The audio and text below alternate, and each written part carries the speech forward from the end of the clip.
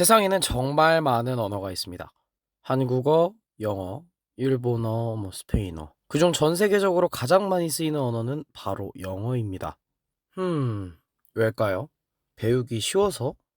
아니요, 그건 아닐 거예요. 그럼 되게 체계적인가? 아니요, 그것도 아니죠. 그럼 왜 이렇게 체계도 이상하고 발음도 자기 멋대로인 영어가 지금 전 세계적으로 사용되어 우리를 괴롭히는지 1600년 전으로 가서 확인해 보도록 합시다. 세계 모든 언어의 근원을 찾는 이야기. 어머님이 누구시니? 오늘은 영국으로 떠납니다.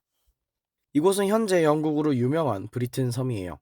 43년 로마의 점령 이후 410년에 서로마 제국이 이곳에서 철수하기 전까지 이곳은 로마의 땅이었어요.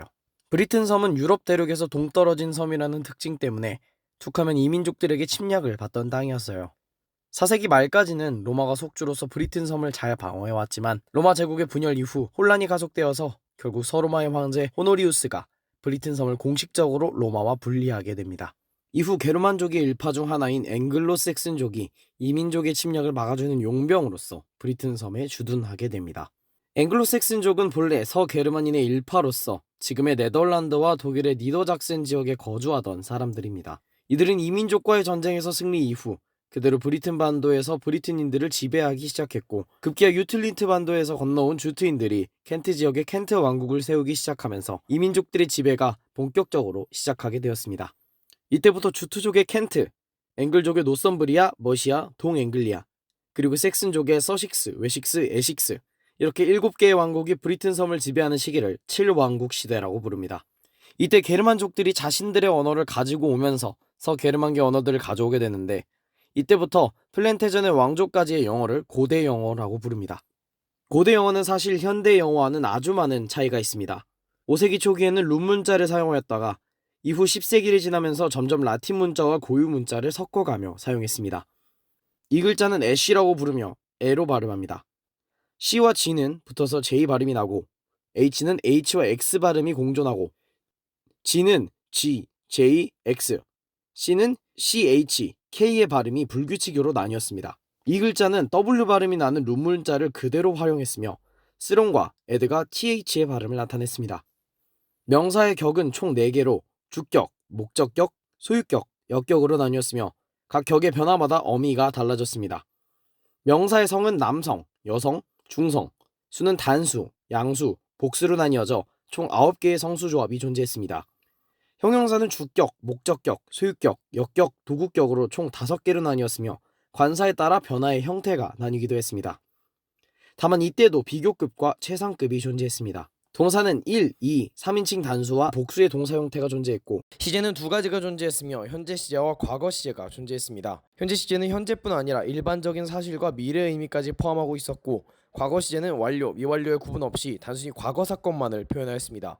약동사는 에스트, 에스, 아스로 변화했지만 강동사는 불규칙으로 변화하여 현재 불규칙 동사의 표본이 되었습니다. 또한 별도의 수동태 형태가 존재하지 않아 배운 플러스 과거분사를 활용해 수동태를 표현했으며, 이때는 바이에 해당하는 비가 아닌 from의 어원인 from을 사용했습니다. 또한 단어의 수가 적은 대신 조합하여 만들어진 단어가 많아 현재의 독일어와 같이 합성어가 많았습니다. 게다가 단어의 순서가 격을 결정하는 지금의 영어와는 달리 어미가 언어의 격을 결정했기 때문에 어수는 매우 자유분방한 편이었습니다.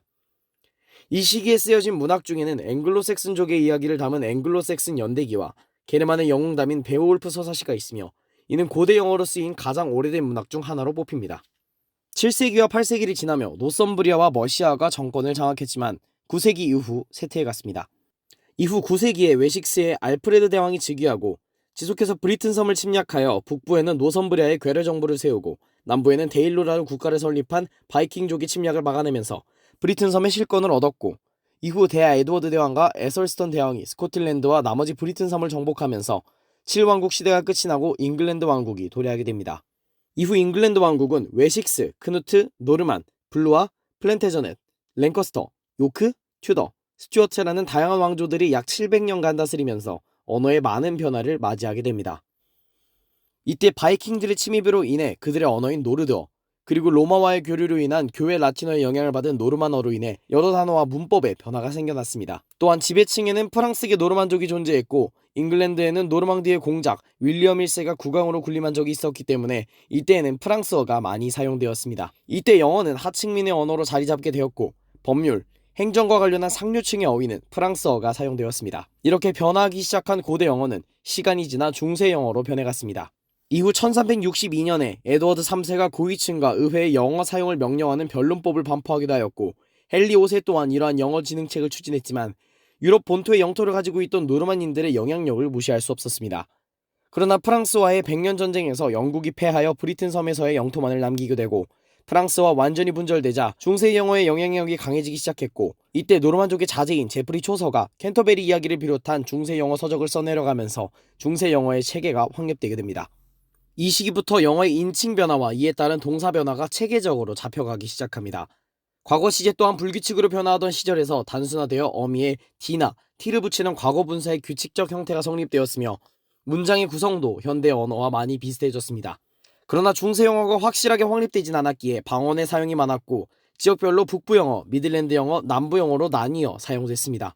100년 전쟁 이후 프랑스와 완전히 분리된 잉글랜드는 장미 전쟁으로 인해 튜더 왕조의 헨리 7세가 즉위하게 됩니다. 이후 왕위를 이어받은 헨리 8세가 가톨릭으로부터 종교개혁을 일으키면서 지금의 잉글랜드 성공회로 불리는 영국 국교회를 창립했습니다. 이후 엘리자베스 1세 때 문화와 해양 강국으로 도약하게 되면서 영국의 국제적 위상은 더욱 올라가게 되었고 이 시기에 인쇄술의 보급을 통해 언어의 확립과 보급이 빠르게 이루어졌습니다. 16세기에 스페인의 무적 함대를 격파하고 이후 13개의 식민지를 개척하는 것을 시작으로 영국은 전 세계적인 영향력을 끼치기 시작했습니다. 게다가 19세기 무렵 산업혁명을 기점으로 영국은 경제적인 위상도 독차지하게 되면서 본격적으로 식민지를 넓혀가는 제국주의 활동을 시작하게 됩니다. 이후 해가 지지 않는 나라라는 이명을 얻게 된 대영 제국의 위상과 함께 영어는 세계 공용어로서 자리를 잡기 시작합니다. 중세 영어 이후 프랑스의 영향력이 존재했던 기존의 영어를 변화시키기 위해 영국인들은 근대 영어로 영어를 변화시키며 기존 프랑스어 단어의 수많은 발음 변화를 일으키는데 15세기부터 18세기에 걸친 이러한 현상을 대모음 추이라고 합니다.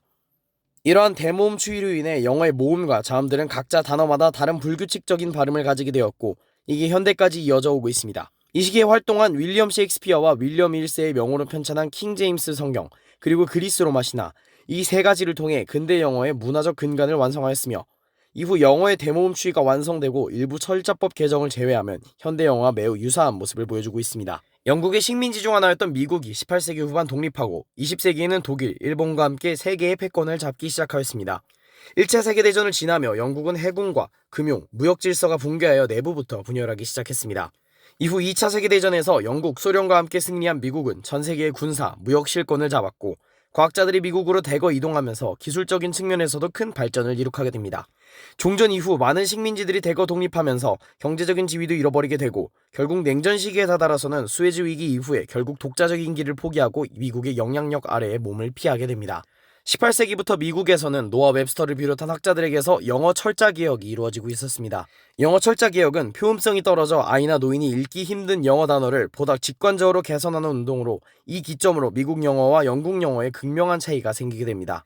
이 운동은 현재에도 계속되고 있으며 미국과 영국에 갔을 때 같은 단어임에도 다른 철자를 가진 단어가 있는 이유가 바로 이 때문입니다. 현대 영미문학이 형성된 시기도 바로 이 시기로 마크 트웨인, 조지 오웰, 올더 석슬리를 비롯한 다양한 영문학 작가들이 활동하여 현대 영문학의 체계를 잡은 시기이기도 합니다. 이후 국제 공용어로 영어가 사용되면서 다양한 변화가 일어났는데요.